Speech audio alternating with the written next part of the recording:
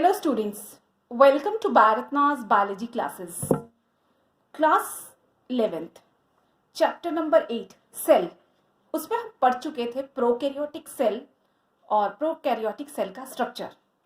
अब उसमें हमने आपको पिछले क्लास में प्लाज्मिड के बारे में बताया था.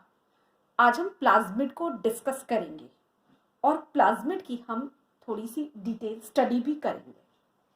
प्लाज्मिड के बारे में है, it is an extranuclear DNA. It is an extranuclear DNA of bacteria. Bacterial cell. ये डायग्राम देखिए, जैसे कि ये है बैक्टीरिया और ये है इसका न्यूक्लियोइड मास. न्यूक्लियोइड मास के अलावा इसके पास सर्टेन जेनेटिक मटेरियल है. इसको हमने ऑरेंज कलर से इंडिकेट किया है और इसे हम कहते हैं प्लाज्मिड. प्लाज्मिड का एक्स्ट्रा न्यूक्लियर डीएनए के अलावा न्यूक्लियोइड मास के अलावा कहीं और अगर डीएनए बैक्टीरियल सेल में दिखती है तो इसे कहते हैं प्लाज्मिड. अब प्लाज्मिड होगा तो क्या होगा बैक्टीरिया पे इफेक्ट. अगर बैक्टीरिया के पास प्लाज्मिड है तो प्लाज्मिड होने से बैक्टीरिया कुछ कैरेक्टर को गेन करेगा, कुछ फैक्टर को गेन करेगा और उसको हम कहते हैं एफ फैक्टर.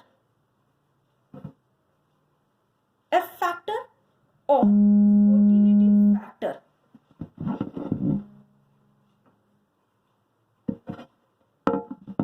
उसके बाद जो फैक्टर आती है उसका नाम है कोल फैक्टर और कोलिसिनोजेनिक फैक्टर.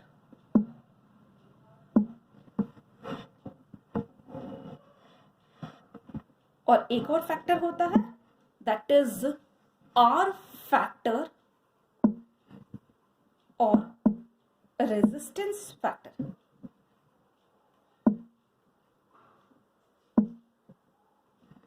देखिए, इस प्लाज्मिड के रहने से बैक्टीरिया के पास कुछ फैक्टर्स आ जाते हैं और उसे हम कहते हैं F factor, fertility factor, col factor, colicinogenic factor, R factor और रेजिस्टेंस फैक्टर. अब बारी बारी से हम सबको समझेंगे. सबसे पहले हम समझेंगे एफ फैक्टर को. एफ फैक्टर यानी कि फर्टिलिटी फैक्टर. इसको समझने के लिए सबसे पहले ये बात आपको कहेंगे कि अगर किसी बैक्टीरिया के पास प्लाज्मिड है तो उसका दूसरा नाम होता है डोनर बैक्टीरिया. अगर if plasmid is absent, it is known as recipient bacteria.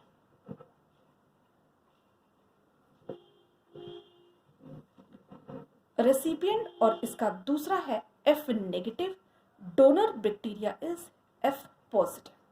अब ये एफ नेगेटिव एफ पॉजिटिव क्या है इसको समझेंगे. इसको हम फर्टिलिटी फैक्टर भी बोलते हैं. सबसे पहले ये जानना जरूरी है कि प्लाज्मिड किसी बैक्टीरिया में होगा कि नहीं होगा ये जरूरी नहीं है, लेकिन अगर प्लाज्मिड है तो वो बैक्टीरिया को कहते हैं donor bacteria, F plus bacteria. और अगर नहीं है तो प्लाज्मिड इज एब्सेंट. अगर प्लाज्मिड ये प्रेजेंट है तो ये बैक्टीरिया डोनर है. If plasmid is absent then it is recipient bacteria और एफ नेगेटिव बैक्टीरिया. अब ये क्या है, एफ फैक्टर को हम फर्टिलिटी फैक्टर बोलते हैं. अब हम इसे समझेंगे. इसे समझने के लिए हम एक डायग्राम ड्रॉ करते हैं. इसके पहले एक और बात आपको बता दें कि अगर कोई बैक्टीरिया है और उस बैक्टीरिया के पास प्लाज्मिड प्रेजेंट है, जैसे कि ये इसका रूटीन का जेनेटिक मटेरियल है, और अगर इस बैक्टीरिया के पास प्लाज्मिड है जो कि हम ऑरेंज कलर से इंडिकेट किए हैं, तो इस बैक्टीरिया के पास ऑब्वियस है इसके पास एक प्रोजेक्शन होता है 1 से 3 या 4 और इसे हम कहते हैं पाइली। और ये बैक्टीरिया को हम मेल बैक्टीरिया भी बोलते हैं। और ये बैक्टीरिया जो है ये पाइली, इसका दूसरा नाम है sex pili. It is made up of pilin protein and it helps in sexual conjugation of the bacteria. अब ये कॉन्जुगेशन कैसे होगा इसको हम समझेंगे। देखिए डायग्राम को मैं ड्रॉ कर रही हूँ और ये एक बैक्टीरिया है और ये इसका जेनेटिक मटेरियल है और इसके पास है एक्स्ट्रा न्यूक्लियर डीएनए, ये एक बैक्टीरिया। एक और बैक्टीरिया है जिसके पास ये इस तरह से है, इसका ये न्यूक्लियोइड मास है और इसके पास भी एक्स्ट्रा न्यूक्लियर डीएनए है। अब सॉरी, इसके पास एक्स्ट्रा न्यूक्लियर डीएनए नहीं है। ये एक बैक्टीरिया, मैं आपको दोबारा से डायग्राम ड्रॉ कर दूं। इसके पास एक्स्ट्रा न्यूक्लियर डीएनए नहीं है।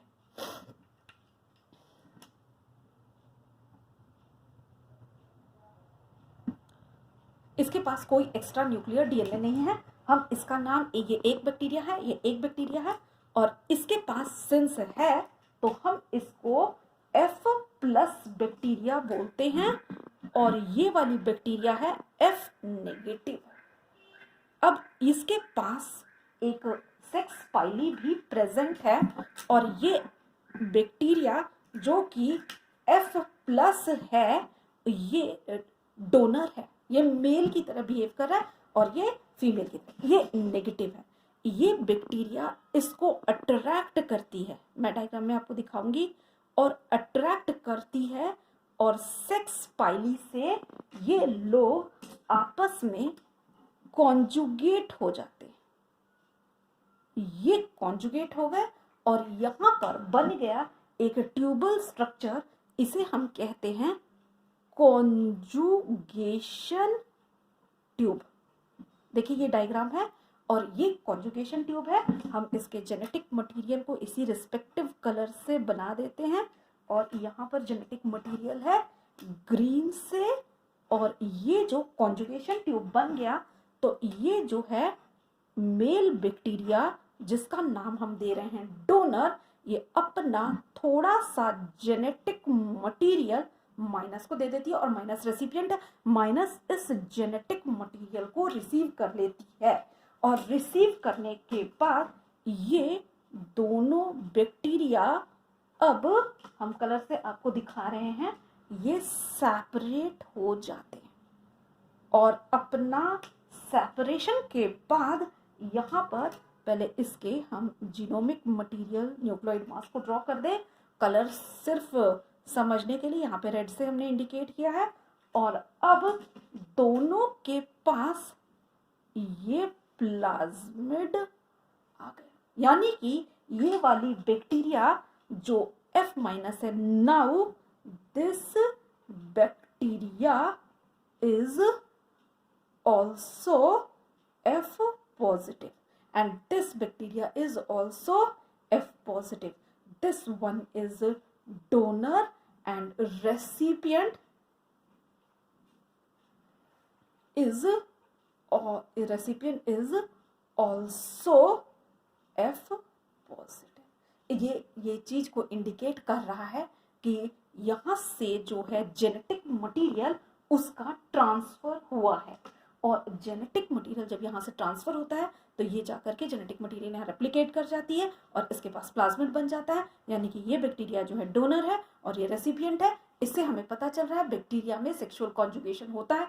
साइंटिस्ट ये बात बताना चाह रहे हैं कि बैक्टीरिया में सेक्स है, एक मेल है एक फीमेल है और मेल जो है अपना जेनेटिक मटेरियल ट्रांसफर करती है इसलिए डोनर है। लेकिन यहाँ पर एक प्रश्न आता है कि क्या इनमें कोई जायगोट बनता है? नहीं, कोई जायगोट नहीं बनता है क्योंकि इवोल्यूशनरी स्टोरी में ये पहली बार ऐसा देखा गया है एक सेल के ऑर्गेनिज्म जो प्रोकैरियोट है और मेल जो है अपना जेनेटिक मटेरियल ट्रांसफर कर रहा है, यानी कि डोनर जो है वो मेल है और रेसिपिएंट है फीमेल है।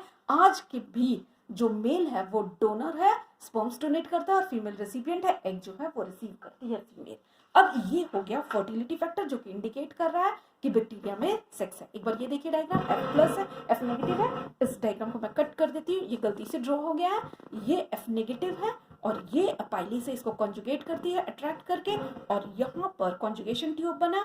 कॉन्जुगेशन ट्यूब से जेनेटिक मटेरियल धीरे धीरे पास हो रही है, और पास होने के बाद दोनों ही बैक्टीरिया गेन कर लिए, और यहाँ पे ये वाली बैक्टीरिया जो है ये बन गई है, ये again this female bacteria is now mail.